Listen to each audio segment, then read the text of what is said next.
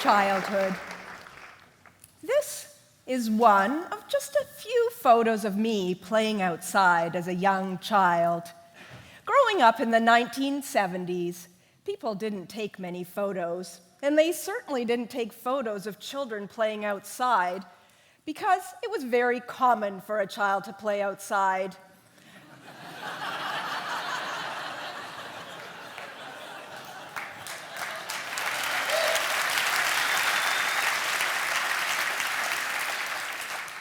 My sisters and I spent endless hours transforming our backyard into a cooking show kitchen, an airport, a hair salon, or some other imaginary place.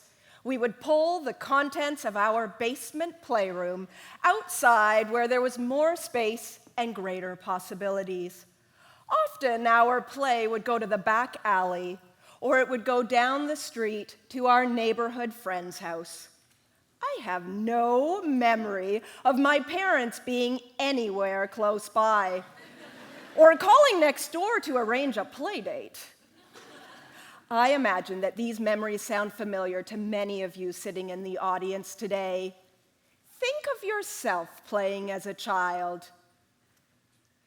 Now raise your hand if your play took place outside. Leave your hand up if your parents were nowhere in sight. Unfortunately, to far too many children today, being outdoors is a far foreign place.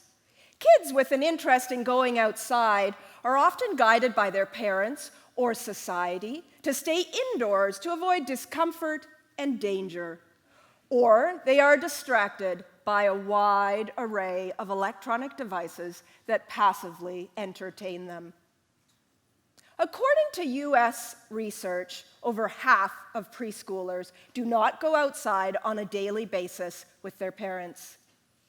This photograph of a couple of preschoolers on their iPads worries me. No, actually, it scares me. Research in Canada suggests that children ages 6 to 11 spend 7.5 hours being inactive every day. In the UK, they found that over 40% of parents don't believe that children under the age of 14 should go outside unsupervised. So what is society doing about this? I want to tell you today about how we developed a nature kindergarten in our community to connect young children with nature. My story begins in 2010 when our family took a 4-month sabbatical to Munich, Germany. Our son, Nico, was 4 at the time, and given my enthusiasm about connecting children to the outdoors, you can imagine how excited I was to enroll him in a Waldkindergarten, forest kindergarten. Forest preschools have been part of a Northern European tradition for over 60 years. There is no bad weather, only bad clothing. Send the kids outside, rain or shine. Have you ever noticed that it's usually adults, not children, who don't want to go outside in bad weather? Northern Europeans have long understood the benefits of taking young children outside, and so they developed these programs for 3 to 6-year-olds. Each day, a trained early childhood educator would take the children outside to learn and play in unstructured ways, and often with limited adult supervision.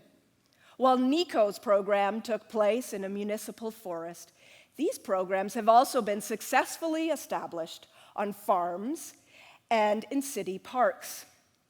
Ironically, Nico and I spent over an hour commuting to his program, first by bike, then by subway, then by streetcar, and eventually on foot to arrive at the forest.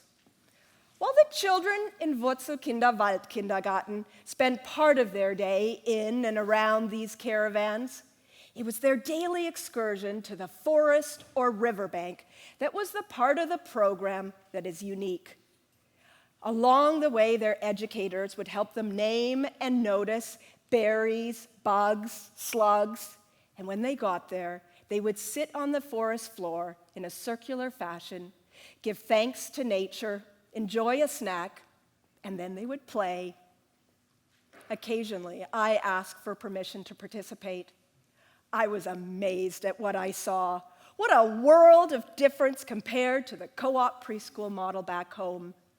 I was intrigued by how young children walked 1 to 2 kilometer distances without complaining, and often out of the sight of an adult. How puddles became invitations to create makeshift boats and get wet. And how the educators stood back and allowed the children to independently struggle with the physics of getting a stick into the ground to make a goalpost for soccer. I appreciated the care and detail that went into making crafts out of natural objects rather than paper and glitter, and how the change of seasons were celebrated through song and dance. I was shocked by the risks that were taken when young children were allowed to swim in the fast-flowing Isa River, when they tied ropes around trees and the children would traverse up and down the hillside in the dirt. When 4-year-olds, my son included, were given sharp knives so that they could whittle sticks in order to be able to roast a sausage over an open flame. Risk, it turns out, is not a 4-letter word to German parents and educators. It is a vehicle to independence. When I wasn't participating in Nico's program, I took that streetcar a few stops further along, and I sat in a cafe and I leisurely read a book or the newspaper. Well, this was initially self-indulgent bliss for a full-time working mom on sabbatical. The novelty ended, and I became restless to become productive. I am German, after all. So I shared my woes of non-productivity with my remotely sympathetic spouse, and it is he who I should credit with the idea of a nature kindergarten, because he shifted my thinking, and my principal mind started turning over new ideas. By the time we returned to Canada, I had not only experienced forest preschools firsthand, but I'd also read a few books, and I'd talked to several of Nico's educators. As the person responsible for the district's curriculum and programs, I was well positioned to pitch the idea of transplanting a nature kindergarten to a school district in British Columbia. My supervisor trusted in my capacity to start a new program, and I knew where to find collaborators. Early childhood professor Enid Elliott was my first and most critical collaborator. Over a course of 2 years, Enid and I gathered a community of individuals from a wide variety of backgrounds who were generous with their ideas and their time. We all believed in the value of our own time spent outside as young children, the importance of play, and the need to respond to the factors that were keeping children indoors today. Together, we envisioned a kindergarten program at a school that was adjacent to a forest and a lagoon. And we envisioned children going outside for 2.5 hours every morning, regardless of the weather. They would follow the mandated kindergarten curriculum, outside in the morning and indoors in the afternoon. We hoped that nature would become their third teacher, that their mental and physical health would improve, that they would become stewards of the environment, and that they would learn the Aboriginal ways of knowing of the First Nations people. Meet Lisa and Aaron, kindergarten teacher and early childhood educator, Together, they took the idea of a nature kindergarten and transformed it into practice. Observing great teaching leaves me feeling charged up and hopeful. Spending a morning with Lisa, Aaron, and their students always leaves me with this energized feeling. Each day, they go outside and they create a learning environment that develops organically according to what the kids are interested in and the unknown wonders of the natural world. Through self-reflection, collaboration, and the occasional frustrated tear, they move their educational practice forward. To date, 65 children have completed our program. I am pleased to tell you that we have hardly used our risk management plan. No child has ever been lost, endangered by wildlife, or seriously injured. Phew. Parents have overwhelmingly reported that the program has exceeded their expectations. And when researchers compared the nature kindergarten to a regular kindergarten class, they found significantly greater gains in 4 areas.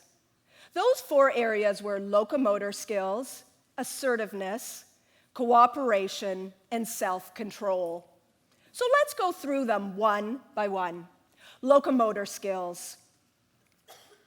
This log in the background of the photograph is about 20 feet long, 6 inches wide, and about 5 feet off the ground. Last year, it sat in the Royal Roads Forest and got noticed by our students.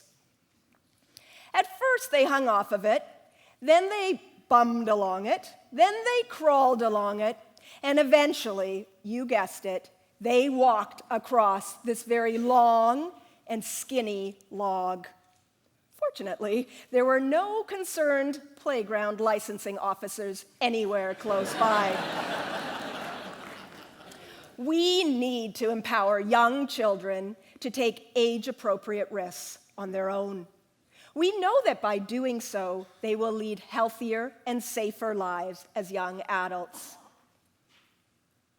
These logs provide otherwise clumsy and uncoordinated children with the ability to prove themselves to be expert climbers. Picture nature kindergarten children moving and playing for 2.5 hours every morning, and you won't be surprised to learn that they improve their strength and agility to run, hop, and climb. Assertiveness.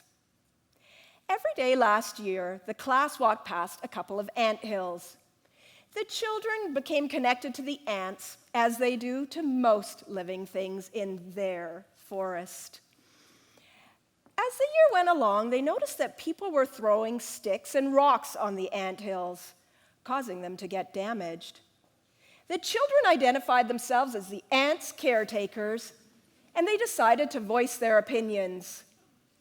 You can't step on the anthills. They're part of nature. We need to take care of them. Ants help pollinate flowers.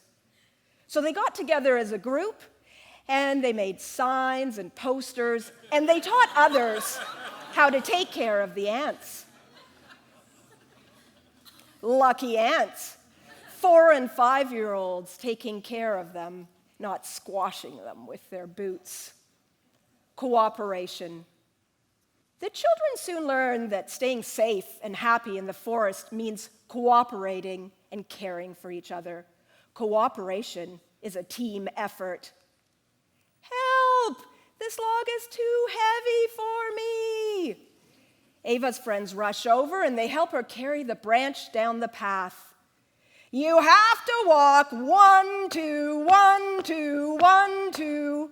Ava's more confident friend Eli offers up, and soon their classmates start walking at a similar speed. My arm is getting sore. When can we switch? You have to keep going, yells Zoe from the back of the log. No adults, just kids organizing kids. Self-control. Using sticks, rocks, and dirt, the children in the nature kindergarten learn to focus themselves during listening times in the forest. Being outdoors in the wide open spaces makes it easy to accept noises and actions that may be considered too loud or destructive indoors. So the nature kindergarten children realize that you can bark like a dog, or you can dig a hole next to your classmate, and no one will be annoyed with your unconventional ways. We did it.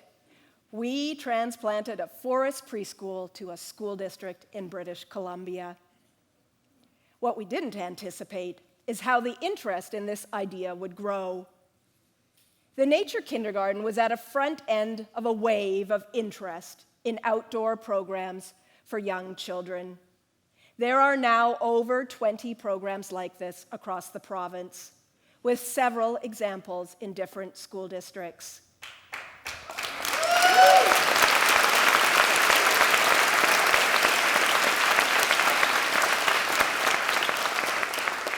You can't do this overnight, so be thoughtful in your process and generous in how you support your educators. Every generation is different, but nature is our constant.